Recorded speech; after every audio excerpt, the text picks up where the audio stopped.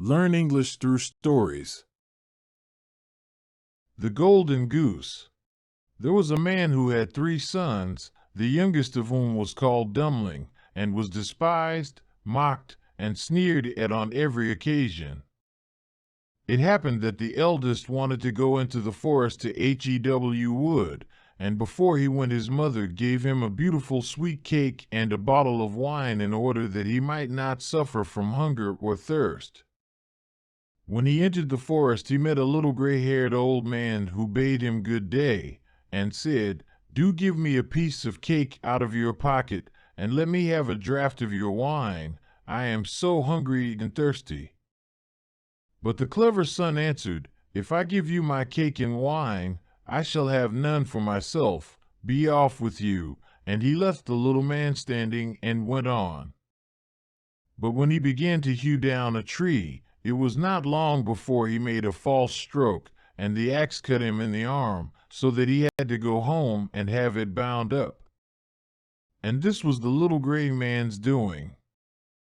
After this the second son went into the forest, and his mother gave him, like the eldest, a cake and a bottle of wine. The little old gray man met him likewise, and asked him for a piece of cake and a drink of wine. But the second son, too, said sensibly enough, "What I give you will be taken away from myself. Be off." And he left the little man standing and went on. His punishment, however, was not delayed. When he had made a few blows at the tree, he struck himself in the leg, so that he had to be carried home. Then Dummling said, "Father, do let me go and cut wood." The father answered, "Your brothers have hurt themselves with it. Leave it alone. You do not understand anything about it." But Dummling begged so long that at last he said, "Just go then. You will get wiser by hurting yourself." His mother gave him a cake made with water and baked in the cinders, and with it a bottle of sour beer. When he came to the forest, the little old gray man met him likewise, and greeting him, said, "Give me a piece of your cake and a drink out of your bottle. I am so hungry and thirsty." Dummling answered, "I have only cinder cake and sour beer. If that pleases you, we will sit down and eat. Since you have a good heart, and are willing to divide what you have, I will give you good luck. There stands an old tree. Cut it down, and you will find something at the roots." Then the little man took leave of him.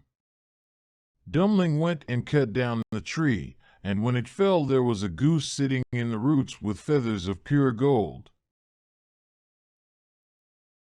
He lifted her up, and taking her with him, went to an inn where he thought he would stay the night. Now the host had 3 daughters, who saw the goose and were curious to know what such a wonderful bird might be, and would have liked to have one of its golden feathers. The eldest thought, "I shall soon find an opportunity of pulling out a feather," and as soon as Dummling had gone out she seized the goose by the wing, but her finger and hand remained sticking fast to it. The second came soon afterwards, thinking only of how she might get a feather for herself, but she had scarcely touched her sister than she was held fast. At last the third also came with the like intent, and the others screamed out, "Keep away! For goodness' sake, keep away!" But she did not understand why she was to keep away. "The others are there," she thought, "I may as well be there too," and ran to them, but as soon as she had touched her sister, she remained sticking fast to her. So they had to spend the night with the goose. The next morning Dummling took the goose under his arm and set out, without troubling himself about the 3 girls who were hanging on to it. They were obliged to run after him continually, now left, now right, wherever his legs took him.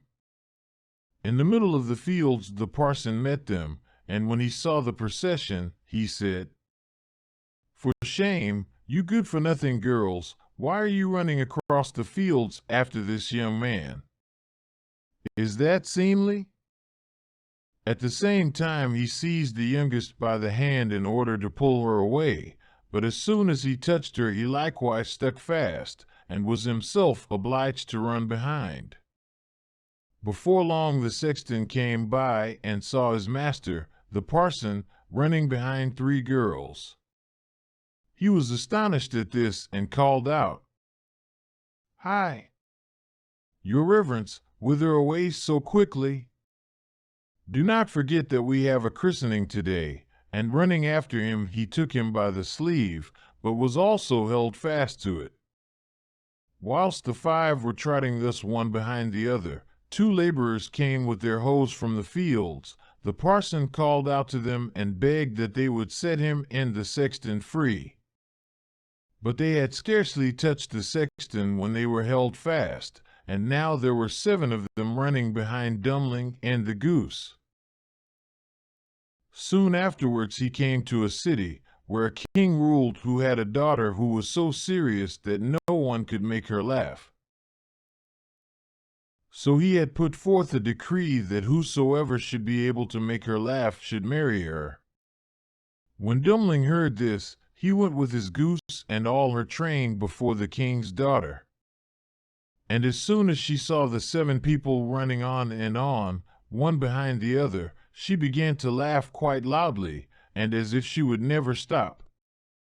Thereupon Dummling asked to have her for his wife, but the king did not like the son-in-law, and made all manner of excuses, and said he must first produce a man who could drink a cellarful of wine. Dummling thought of the little gray man, who could certainly help him, so he went into the forest, and in the same place where he had felled the tree, he saw a man sitting, who had a very sorrowful face. Dummling asked him what he was taking to heart so sorely, and he answered, "I have such a great thirst, and cannot quench it. Cold water I cannot stand, a barrel of wine I have just emptied, but that to me is like a drop on a hot stone." "There, I can help you," said Dummling. "Just come with me, and you shall be satisfied." He led him into the king's cellar, and the man bent over the huge barrels, and drank till his loins hurt, and before the day was out he had emptied all the barrels. Then Dummling asked once more for his bride, but the king was vexed that such an ugly fellow,